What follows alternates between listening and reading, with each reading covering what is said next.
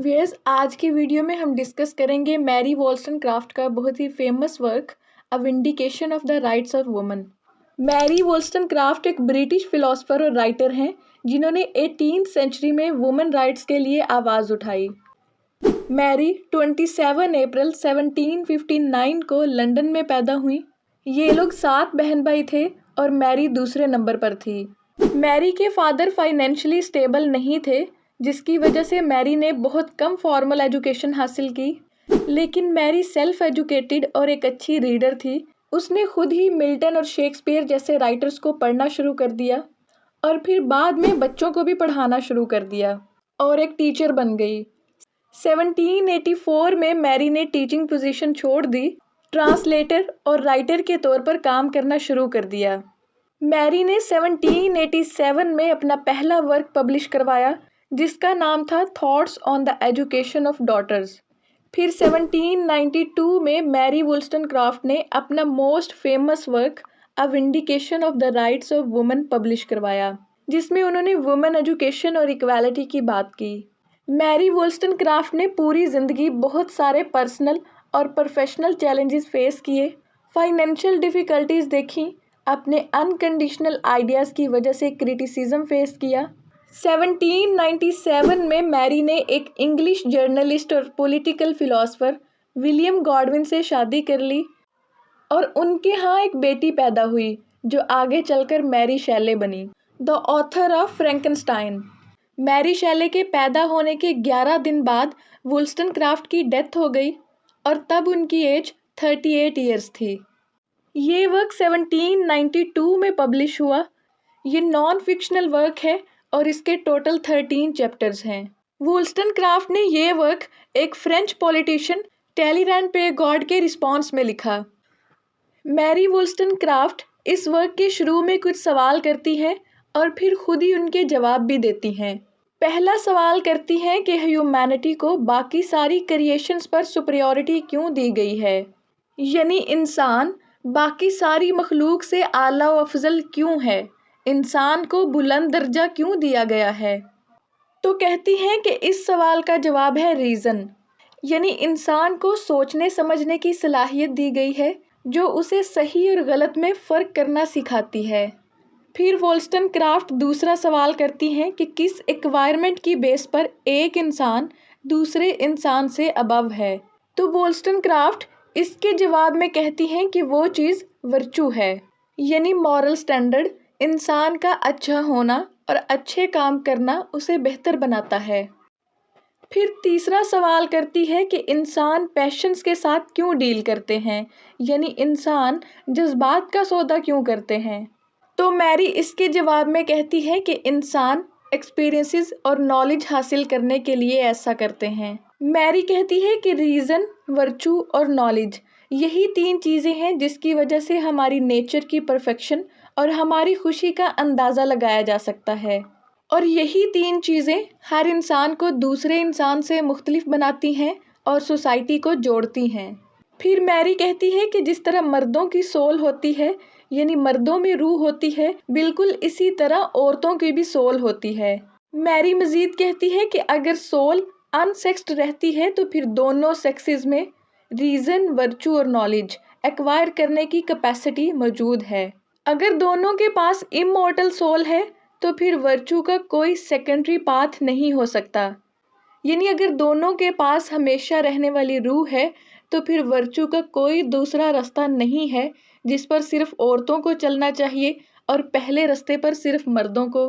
پھر میری کہتی ہے کہ مونارکی اور ایرسٹوکریسی ہیومن ایکویلٹی کو تباہ کر رہی ہے۔ سوسائٹی میں پاورفل لوگ ڈیسائیڈ کر رہے ہیں کہ پاور لیس لوگوں کو کیا کرنا ہے۔ پاور ایک بادشاہ کے پاس ہوتی ہے اور وہ بادشاہ ہزاروں لوگوں کی زندگیوں کا فیصلہ کرتا ہے، جیسا کہ آرمی سولجرز جب قصبوں میں جا کر رہتے ہیں تو وہاں کے لوگوں کو اپنی باتوں پر راضی کر لیتے ہیں۔ بالکل اسی طرح پریسٹ اور کلرجی مین بھی یہی چاہتے ہیں کہ لوگ انہیں فالو کریں۔ میری کہتی ہے کہ ہر وہ پروفیشن جس میں سبارڈینیشن آف رینک ہے، یعنی ایک پرسن کو دوسرے پرسن پر کنٹرول کرنے کی پاور دی جاتی ہے، وہ موریلٹی کو تباہ کر دیتا ہے۔ یہ بادشاہ اور گورنمنٹ عام لوگوں کو یہ پاور نہیں دیتے کہ وہ اپنے حق میں بول سکیں۔ میری کہتی ہے کہ وومن اپریشن کی وجہ بھی یہی ہے، انہیں ایجوکیشن نہیں دی جاتی، انہیں اسٹرینتھ آف مائنڈ ایکوائر کرنے کی اجازت نہیں دی جاتی۔ عورتوں کو کہا جاتا ہے کہ انہیں انٹیلیجنس کی کوئی ضرورت نہیں ہے، انہیں ذہانت کا کیا کرنا ہے، انہیں صرف خوبصورت ہونا چاہیے۔ انہیں تعلیم حاصل کرنے کی بھی ضرورت نہیں ہے، کیونکہ میری کہتی ہے اگر وہ ایجوکیشن ریسیو کریں گی تو پرسنل فریڈم کی بات کریں گی۔ ایجوکیشن ہمارے سینسز کو شارپ کرتی ہے، ہمارا مورل سٹینڈرڈ ہائی کرتی ہے اور ہمیں ورچوئس بناتی ہے۔ میری کہتی ہے کہ جب عورت کو ایجوکیشن ہی نہیں دی جاتی تو پھر مرد لوگ عورت کی فولشنس کی کمپلین کیوں کرتے ہیں، پھر یہ کیوں کہتے ہیں کہ عورت بیوقوف ہے۔ یہ بیوقوفی صرف جہالت کا نتیجہ ہے، یہ فولشنس اگنورنس کا ہی رزلٹ ہے۔ اگر وومن کو ایجوکیشن دی جائے گی تو انہیں بھی اپنی انڈیویجویلٹی کا احساس ہوگا، وہ اپنے مائنڈ کو استعمال کر پائیں گی اور پروگریس کریں گی۔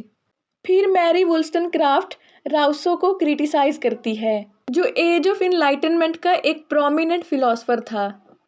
راؤسے کہتا ہے کہ عورت کو نرم و نازک ہونا چاہیے، عورت کی ڈیوٹی مرد کو خوش کرنا ہے، کیونکہ عورت کبھی اس ورچو تک نہیں پہنچ سکتی جو مرد حاصل کرتا ہے۔ وولسٹن کرافٹ ان آئیڈیاز کو اپوز کرتے ہوئے کہتی ہے کہ نیچر کے اپنے لاز ہیں، اگرچہ نیچرلی عورت کو انفیریئر بنایا گیا ہے، لیکن ورچو کی کوالٹی سیم ہونی چاہیے۔ عورت کو سپریس کرنے کی بجائے اسے گاڈ گیون رینک کے لیے تو ایفرٹ کرنے دی جائے۔ عورت اور مرد کی ورچو کا کمپیریزن اس ٹائم تک نہیں کیا جا سکتا جب تک عورت کو ورچو ڈیویلپ کرنے کا چانس نہیں دیا جائے گا، لہٰذا عورت کو بھی اس کے فل پوٹینشیل تک پہنچنے کی اجازت دی جائے۔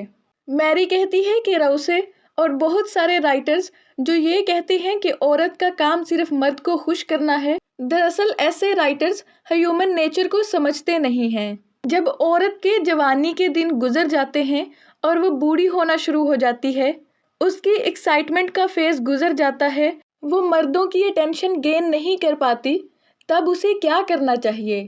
میری کہتی ہے اس لیے عورتوں کو چاہیے کہ وہ اپنے دلوں کو پیوریفائی کریں، اپنی ایبلٹیز اور ٹیلنٹس پر فوکس کریں۔ میری کہتی ہے کہ یہ کام مشکل ہے کیونکہ عورتوں کو سپرفیشل چیزیں سکھائی گئی ہیں، انہیں اپنے ایموشنز پر کنٹرول کرنا نہیں سکھایا گیا۔ پھر میری کہتی ہے کہ ایک چیز جو عورتوں کی ایجوکیشن میں مسئلہ پیدا کرتی ہے وہ یہ ہے کہ عورتوں کی ایجوکیشن کو اچھی طرح سے آرگنائز ہی نہیں کیا جاتا، جبکہ مردوں کے پیدا ہوتے ہی ان کی اسٹرکچرل ایجوکیشن شروع کر دی جاتی ہے۔ عورتوں کی انٹیلیجنس کو سیریس ہی نہیں لیا جاتا، اس لیے ان کی ایجوکیشن بھی رینڈم ہوتی ہے۔ ایز اے ریزلٹ عورت خود اپنی لرننگ چھوڑ دیتی ہے اور جب اپنے اڈلٹہڈ میں پہنچتی ہے تو ایک اسٹرانگ وومن نہیں بن پاتی۔ پھر میری فزیکل اسٹرینتھ کی بات کرتی ہے اور کہتی ہے کہ یہ بات سچ ہے کہ عورتیں فزیکلی مردوں سے کمزور ہیں، لیکن ان کے پاس اسٹرینتھ آف مائنڈ تو ہے، اس لیے ان کا مائنڈ اسٹرانگ ہونا چاہیے، کیونکہ اسٹرانگ مائنڈ سے ہی اسٹرانگ باڈی بنتی ہے۔ لیکن اگر عورت فزیکلی دوسروں پہ ڈیپینڈ کرتی ہے تو یہ اس کی مینٹل انڈیپینڈنس کو بھی افیکٹ کرے گا۔ پھر میری کہتی ہے کہ وہ عورتیں جو ہر وقت اپنی خوبصورتی اور صحت کو لے کر پریشان ہوتی رہتی ہیں، ایسی عورت نہ تو اچھی بیوی بن پاتی ہے اور نہ ہی اچھی ماں بنتی ہے، بلکہ ایسی عورتیں اپنی باڈی کی سلیوز ہوتی ہیں، یعنی اپنے جسم کی غلام ہوتی ہیں، سارا وقت اپنی خوبصورتی پر خوش ہوتی رہتی ہیں، کیونکہ ینگ ایج میں ہی ان کے ذہنوں میں یہ ڈال دیا جاتا ہے کہ ان کا خوبصورت ہونا ضروری ہے۔ میری کہتی ہے کہ بچپن سے ہی عورتوں کو گھروں میں رکھا جاتا ہے اور انہیں ڈالز کے ساتھ کھیلنا سکھایا جاتا ہے۔ میری عورتوں کو بھی کریٹیسائز کرتی ہے اور کہتی ہے کہ کیوں عورتیں کمزور اور نرم و نازک ہونے پر خوشی محسوس کرتی ہیں۔